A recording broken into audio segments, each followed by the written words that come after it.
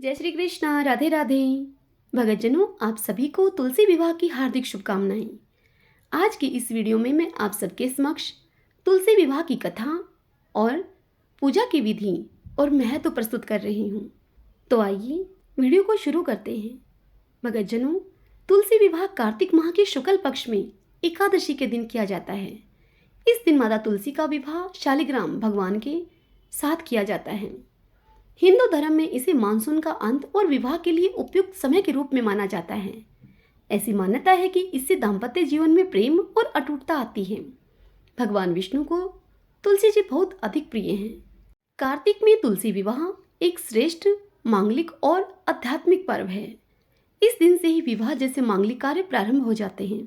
जिस घर में तुलसी जी की पूजा होती है नित्य प्रतिदिन, उस घर में धन धान्य की कभी कोई कमी नहीं रहती है और हमेशा झोली खुशियों से भरी रहती है। तुलसी विवाह कार्तिक एकादशी से अगले दिन मनाया जाती है। माना जाता है कि इससे पहले सभी देवी और देवता सोए होते हैं और देवठनी एकादशी पर वह उठते हैं, जिसके बाद ही सारे मुहूर्त खुलते हैं और तुलसी विवाह होता है। माना जाता है कि अगर किसी को अपने मन की बात भगवान तक पहुंचानी हो तो वो तुलसी जी के जरिए पहुंचा सकता है। भगवान तुलसी माँ की बात कभी नहीं टालते हैं। तुलसी विवाह के साथ ही त्योहारों का सीजन भी शुरू हो जाता है। शादियों के लिए मुहूर्त खुल जाते हैं। हर जगह खुशियां ही खुशियां आती हैं। तुलसी विवाह का कार्यक्रम सबसे ज़्यादा गोवा में मनाया जाता है। गोवा में ऐसा कोई भी हिंदुओं का घर नहीं है जहां तुलसी जी का वास ना हो। जिस घर में किसी लड़के या लड़की की शादी में कोई अड़चन आ रही हो, उन्हें जरूर तुलसी विवाह करवाना चाहिए। ऐसा करने से विवाह की सारी अड़चनें दूर हो जाएंगी। जिनकी अपनी बेटी नहीं है वो जरूर ही तुलसी जी का विवाह करके कन्यादान अवश्य करें। ऐसा करने से असली कन्यादान का फल उन्हें मिल जाता है। भगतजनों, आइए अब हम सब तुलसी विवाह की पूजा किस प्रकार की जाती है वह जानते हैं। जिस दिन आपको तुलसी विवाह करना है उस दिन आप प्रातःकाल स्नान आदि से निवृत्त हो जाएं। विधि विधान के साथ तुलसी जी का श्रृंगार करें। पूजा के मुहूर्त के समय तुलसी के पौधे को आंगन, छत या फिर पूजा के स्थल पर रख लें। आप चाहें तो तुलसी जी का मंडप सजाने के लिए गन्ने या केले के पत्तों का इस्तेमाल भी कर सकते हैं। उसके बाद गमले में शालिग्राम भगवान को रखकर उन पर अक्षत, फूल, तिल और फल चढ़ाएं। इसके बाद तुलसी जी और शालिग्राम जी पर दूध में भीगी हुई हल्दी लगाएं। तुलसी जी और शालिग्राम भगवान को एक साथ मौली से बांध दें और फिर 7 फेरी लगवाएं। परिक्रमा पूरी करके घी के दीपक से उनकी आरती करें। मांगलिक गीत के साथ विवाह का उत्सव पूर्ण करें। तो यह है तुलसी विवाह करने की पूजा विधि। अब हम सब तुलसी विवाह के पीछे एक पौराणिक कथा है, वह सुनते हैं।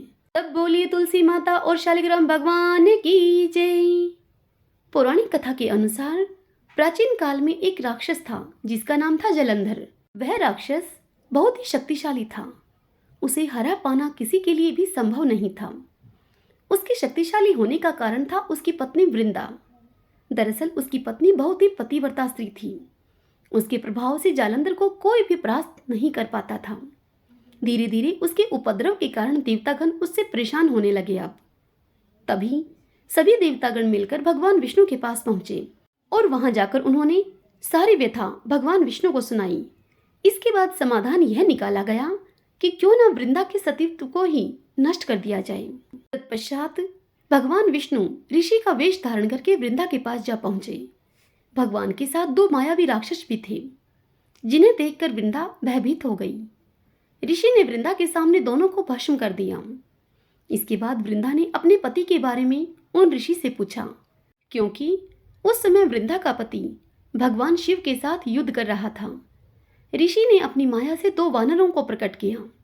एक वानर के हाथ में जलंधर का सिर था और दूसरे के हाथ में उसका धड़।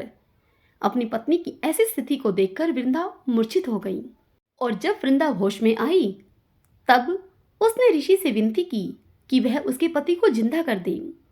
तब भगवान विष्णु ने अपनी माया से जलंधर का सिर फिर से धड़ से जोड़ दिया, लेकिन वह साथ ही उसी शरीर में प्रवेश भी कर गए। वृंदा को भगवान के इस छल का जरा भी पता नहीं चला। जलंधर बने हुए भगवान विष्णु के साथ वृंदा अब पतिव्रता का व्यवहार करने लगी, जिससे कि उसका सतीत्व भंग हो गया और ऐसा होते ही वृंदा का पति युद्ध में हार गया। जब वृंदा को इस सब के बारे में पता चला तो उसने क्रोध में आकर भगवान विष्णु को हृदयहीन शिला होने का श्राप दे दिया। अपने भगत के श्राप को भगवान विष्णु ने स्वीकार किया और शालिग्राम पत्थर बन गई। सृष्टि के पालनकर्ता के पत्थर बन जाने से ब्रह्मांड में अब असंतुलन हो गया। इसके बाद सभी देवताओं ने वृंदा से प्रार्थना की कि वह जल्द ही भगवान विष्णु को श्राप से मुक्त कर दें। इसके बाद वृंदा ने भगवान विष्णु को तो श्राप से मुक्त कर दिया, लेकिन उसने खुद आत्मदाह कर लिया। जहां वृंदा भस्म हुई वहां तुलसी का पौधा उग गया। तब भगवान विष्णु ने कहा कि वह उनके सतीत्व का आदर करते हैं, लेकिन तुलसी के रूप में तुम सदा मेरे साथ रहोगी।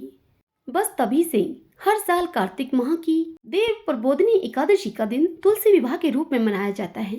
भगवान विष्णु ने कहा कि जो भी व्यक्ति मेरे शालिग्राम रूप के साथ तुलसी विवाह करेगा उसे इस लोक और परलोक में यश प्राप्त होगा। ऐसा कहा जाता है कि जिस घर में भी तुलसी जी मौजूद होती हैं वहां यम के दूत असमय नहीं देखे जा सकते।